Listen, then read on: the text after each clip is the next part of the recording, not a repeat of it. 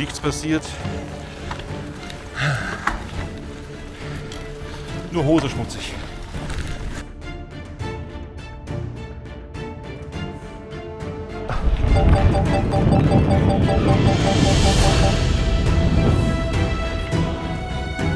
Wo ist jetzt die Drohne?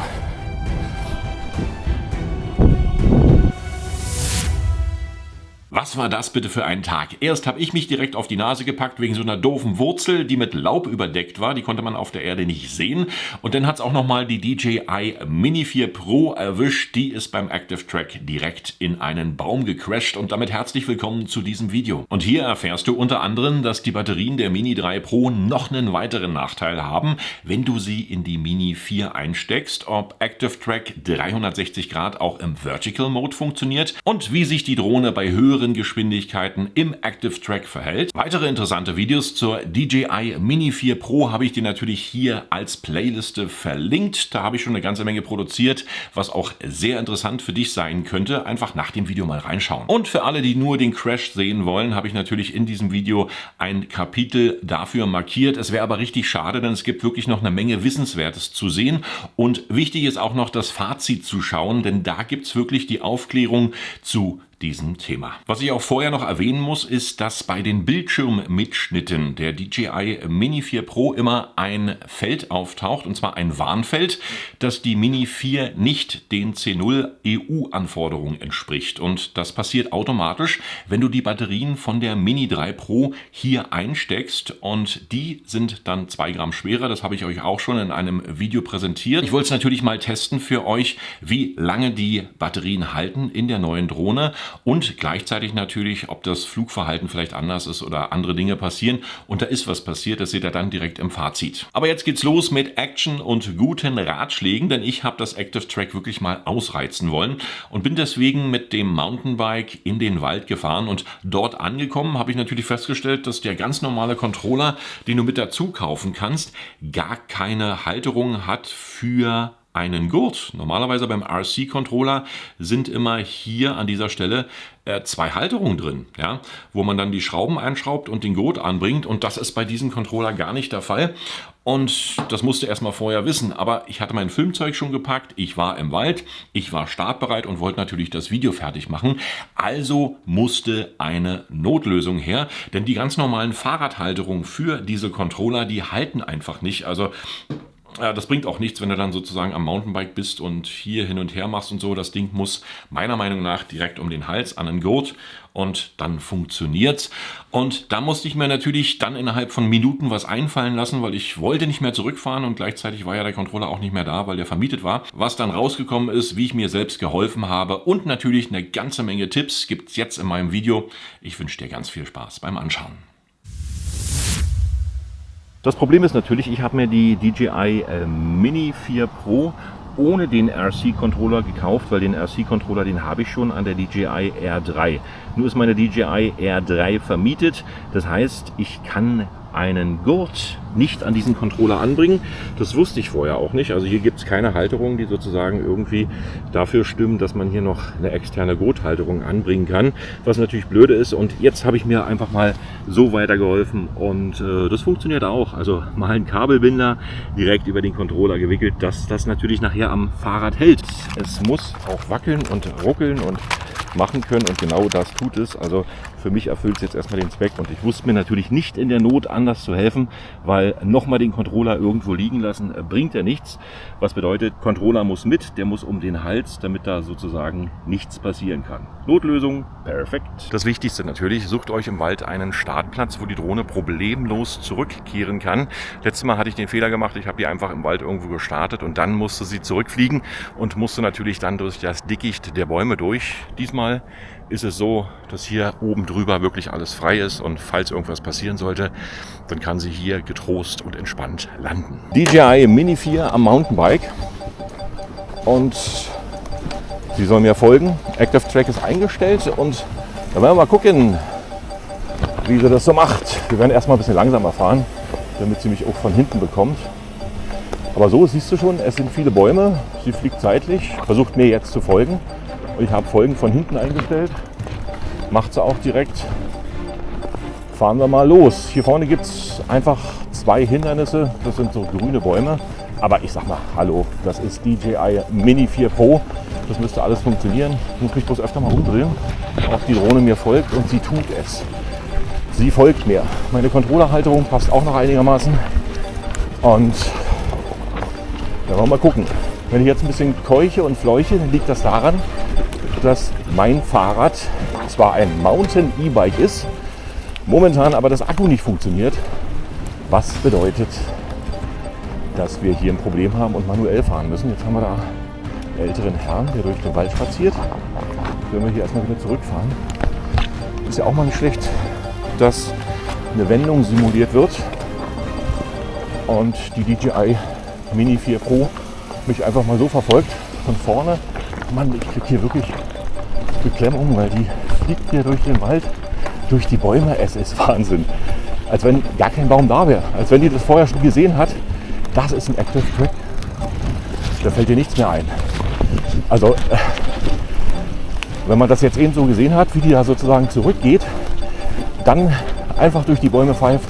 Wenn genug Platz ist, dann ist sie voll dabei und tut einfach so, als wenn gar keine Bäume da sind. Und das Active Track gefällt mir bis jetzt richtig super. So, jetzt werden wir mal gucken, dass wir hier nochmal wenden mit dem Fahrrad. Jetzt wird es auch ein bisschen windig und ein bisschen stürmisch. Okay, alles easy. Also nicht stürmisch, aber windig. Schauen wir mal, dass wir hier auf der freien Strecke wenden. Und sie folgt mir richtig gut. Das ist wirklich top. Ich muss ehrlich sagen, ich habe ja die DJI R3 auch schon im Wald getrackt und mich da sozusagen tracken lassen von der R3. Aber was hier mit der Mini 4 passiert, das ist grandios. Also die R3 ist deutlich schwerer in der Luft und die R3 ist nicht so lebendig und sprunghaft wie die Mini 4 Pro. Was bedeutet, du kannst hier wirklich auch mal ein paar Kurven nehmen und einige Sachen machen, die die R3 so ein bisschen schwerfällig macht. Sie macht sie zwar, aber sie macht sie schwerfällig. Und da ist die Mini 4 Pro absolut wendig und leicht. Jetzt machen wir das Ganze ja mal ein bisschen komplizierter, denn wir fahren hier durch ein Waldstück, was nicht mehr so einfach ist. Ich zeige euch das mal hier. Da sind dann sozusagen Äste, dann geht es weiter mit Bäumen, mit weiteren Ästen. Also da müsste die schon ein bisschen zu tun haben. Ganz easy und entspannt diesen Weg zu fahren. Mit ein paar Hindernissen. Guck mal, hier wird es ein bisschen eng. Hier bin ich ja gespannt. Also wirklich, das ist jetzt so ein bisschen eine Sache, wo ich sage, oh, die ist schon durch. Die ist schon durch. Ich dachte, das wird kompliziert. Die ist schon durch. Das ist Wahnsinn. Also hier auch die rausragenden Äste und Blätter auf dem Weg. Ey, das ist eine geile Drohne. Die hat kein Problem. Als ich mit der R3 unterwegs war, immer anhalten, immer gucken. Sie kam dann nicht und ey, das ist natürlich der Oberhammer. Jetzt werden wir ein bisschen schneller, weil hier sieht die Strecke relativ frei aus. Und es geht auch bergunter. Kann ich auch mal Geschwindigkeit machen. Und da pfeifen wir jetzt einfach mal ein bisschen los.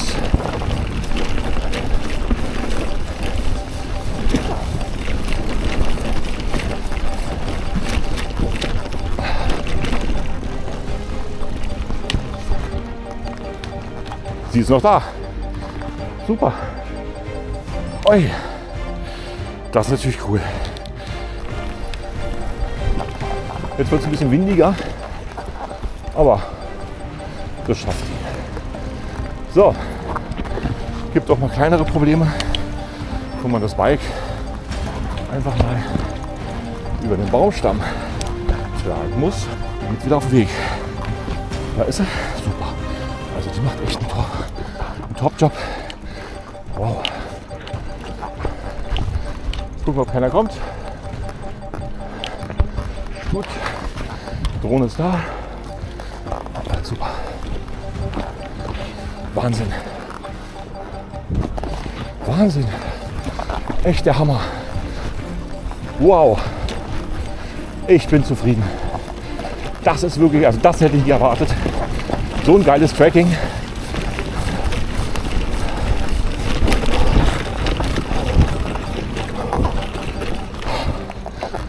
Bei höheren Geschwindigkeiten mit dem Mountainbike hältst du dann ein bisschen mehr Abstand, bleibt nicht mehr so dicht dran, wie als wenn du langsamer fährst. Du machst einen geilen Job. Okay. Also normale Geschwindigkeit jetzt hier bei 10, 15 km/h. Ganz easy. Da ist sie locker drauf. Macht ihren Job perfekt zu 110%. Bäume, Äste, Ausweichen, alles egal. Die DJI Mini 4 Pro, die macht's einfach.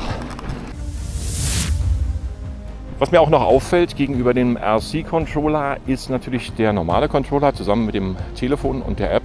Die sind deutlich schneller einsatzbereit. Also hier dauert es nicht mal 30 Sekunden, dann kannst du schon fliegen. Und das ist natürlich ein kleiner Vorteil, wer jetzt immer so ein bisschen auf die Zeiten achtet. Hier ist es ein bisschen anders. Und jetzt wollen wir natürlich noch mal die Mini 4 Pro testen. Und zwar mit dem neuen Active Track, ob das auch funktioniert am Mountainbike, wenn es ein bisschen schneller wird mit den Geschwindigkeiten. Jetzt ist es ziemlich windig, aber auch da macht die Mini 4 eine gute Figur. Die hält sich gut im Wind, bleibt stabil. Ich weiß nicht, ob du es sehen kannst. Ich halte mal die Kamera drauf. Ich nehme es mal zusätzlich auf, damit man es dann auch mal sehen kann, dass auch bei stärkeren Winden hier die DJI Mini 4 ein absolutes Stabilitätsverhältnis hat. Korrigiert sich ein bisschen selber, bleibt aber ruhig in der Luft, hüpft ein bisschen nach vorn, nach hinten, aber die kannst du natürlich auch bei stärkerem Wind fliegen. Natürlich nicht bei Sturm, aber bei normalen Wind, einigen Windböen ist die hier echt einsatzbereit. Braucht man sich gar keinen Kopf machen. Active Track, Go. Und jetzt hier mal ein bisschen was eingezeichnet. So rum vielleicht. Muss man schnell losfahren. Die fängt ja schon pünktlich an. Upsala. Jetzt macht sie den Halbkreis. Jetzt kommt sie ein bisschen durcheinander, weil ich fahre. Aber sie macht trotzdem jetzt erstmal noch einen entspannten Job. Zieht durch. Verfolgt mich jetzt mal von links und geht natürlich wieder wahrscheinlich direkt nach hinten rein.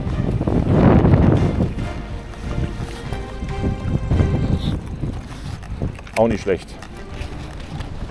So, da ist sie wieder. Okay, also nächsten Kreisel zeichnen wir uns mal hier so ein und gucken mal, was sie macht. Langsam fahren, wo sie ist. Vorne kommen Bäume, deswegen fahre ich nicht allzu schnell. Oh ja, so kann man sich auch tracken lassen. Mal seitlich, dann wiederum hier schön von vorn. Hallöchen, guten Tag. Und wieder die andere Seite. Und dann bleibt es stehen, korrigiert. Jetzt fahren wir wieder zurück, weil wie gesagt, mit den Bäumen, das müssen wir nicht haben. Active Track im Hochkantmodus mit der DJI Mini 4 Pro funktioniert also auch. Ihr habt mich gefragt in meinen Kommentaren, funktioniert das oder funktioniert das nicht? Und ich kann euch sagen, anhand dieses praktischen Beispiels, es funktioniert. Also Hochkant 4K 30 FPS, kein Problem mit Active Track. Und das Hochkant Active Track funktioniert sogar mit dem Einzeichnen verschiedener Wegpunkte. Also ist vollwertig. Auch Hochkant kannst du dann nutzen, wenn du dir in deine Karte eine bestimmte Tour eingibst, wie dich die Drohne tracken soll. Gar kein Problem. Sehr gute Geschichte. Kann man machen. Also Hochkant. Das Ganze vollwertig funktioniert. Super.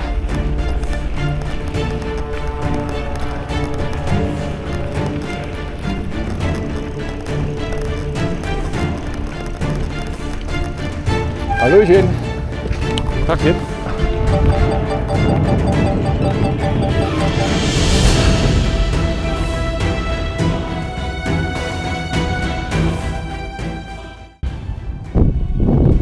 66% Akku hat sie noch.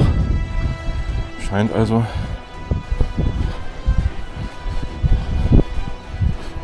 so zu sein, dass sie noch eine Weile piept und blinkt.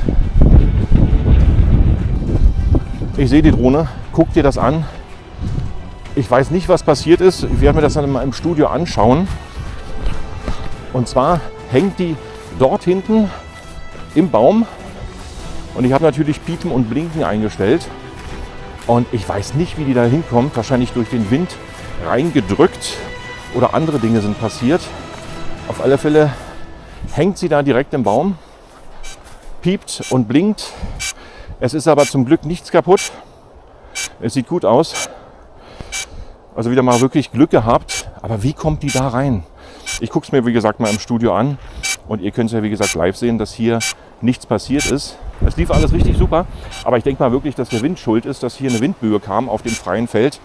Und die ganze Geschichte dann hier irgendwie in diesen Baum reingetrieben wurde. Aber auch gut gelandet. Guckt das mal an. Also vom Prinzip her schön hier auf den Füßen gelandet, sodass die Kamera nicht beschädigt werden kann. Echt eine gute Landung. Man muss auch im Negativen immer das Positive sehen. Und das finde ich hier richtig gut. Also die DJI Mini 4 Pro unverletzt und hat alle Tests soweit bestanden.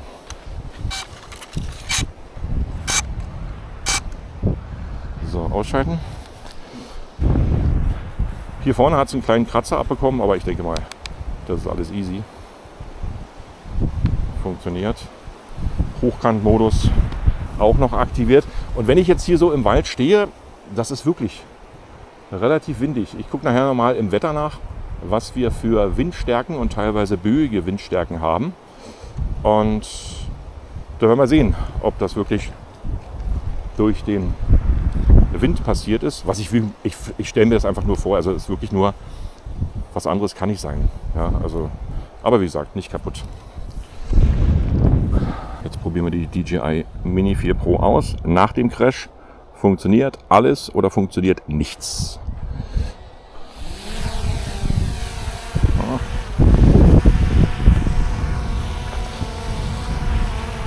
Hochfliegen. Kamera funktioniert. Hochfliegen. Runterfliegen. Vorn. Nach hinten. Hoch. Es ist wirklich ziemlich windig. Also muss ich ehrlich sagen, das hätte ich jetzt nicht gedacht, dass hier solche Windböen kommen. Aber seitlich, andere Seite, funktioniert top. Also gibt es keine Probleme, obwohl die wirklich relativ unsanft in diesem Baum gelandet ist. Ihr an dem Bildschirm und ich natürlich hier im Studio. Im Nachhinein ist man natürlich immer schlauer. Und es war tatsächlich so, dass die Hinderniserkennung in diesem Fall nicht reagiert hat. Und warum? Erstens, na klar, weil der starke Wind natürlich ein Hauptgrund war und durch die Windböe die Mini 3, denke ich, direkt gegen den Baum gedrückt wurde und gar keine Chance mehr hatte, nach oben, nach unten, zur Seite oder irgendwo anders hin auszuweichen, weil einfach die Geschwindigkeit viel zu schnell war. Und zweitens schreibt DJI in der Bedienungsanleitung ausdrücklich, dass man sich nicht auf die 360° Hinderniserkennung immer verlassen kann. Denn gerade bei kontrastarmem Wetter, was an diesem Tag herrschte, denn Wolken und Bäume waren eine Grütze, quasi ein Farbbild, und das kann dir auch im Schnee passieren oder über Wasser, das geht natürlich auch. Und gerade bei dieser Suppe ist es natürlich so, dass die Kontraste dann nicht mehr da sind und die Hinderniserkennung, die erkennt halt nur Kontraste und sieht, wo vielleicht irgendwas sein kann. Und deswegen ist es so, dass die Hinderniserkennung in diesem Fall nicht funktioniert hat. Die hat nämlich einfach mal Baum und Himmel zusammengenommen und gedacht, sie ist im Himmel und kann ordentlich fliegen.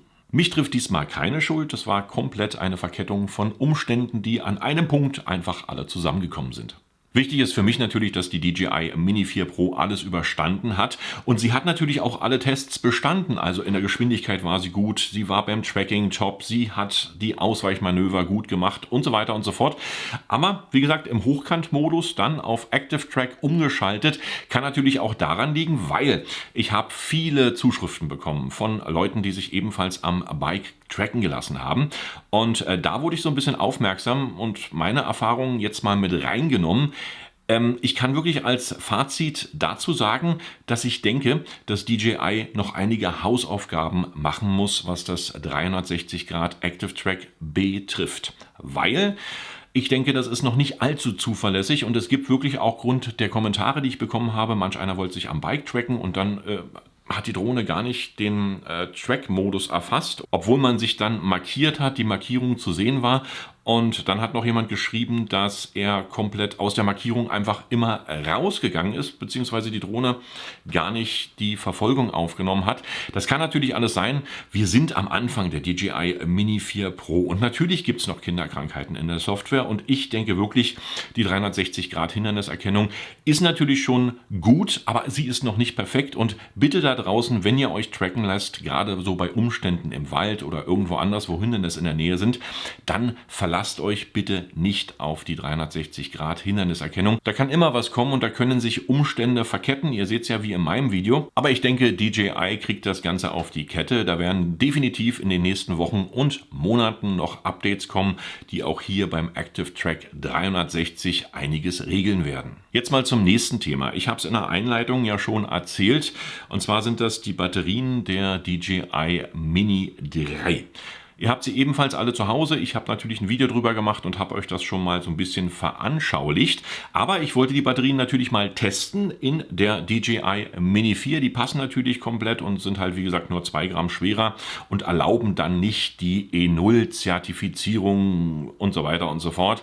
Das steht dann direkt auch immer schön in deinem Controller bzw. in deinem Bildschirmmenü vom Handy, dass das halt dann über die EU-Verordnung hinausgeht.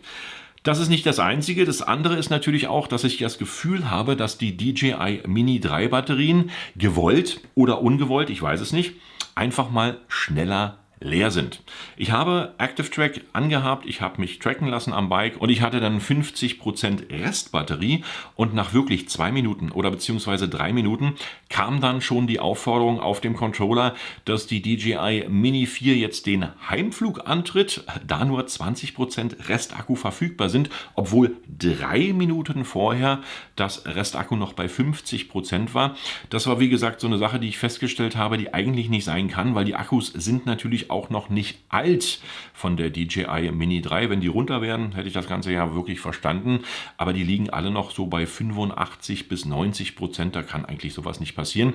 Wenn ihr da draußen den gleichen Vorfall habt, dann schreibt es einfach mal hier in meine Kommentare. Würde mich interessieren, ob es vielleicht noch anderen Usern so geht, dass wenn die ihre DJI Mini 3 Batterien hier in die 4 reinstecken, dass das wirklich der Fall ist, dass die schneller alle sind.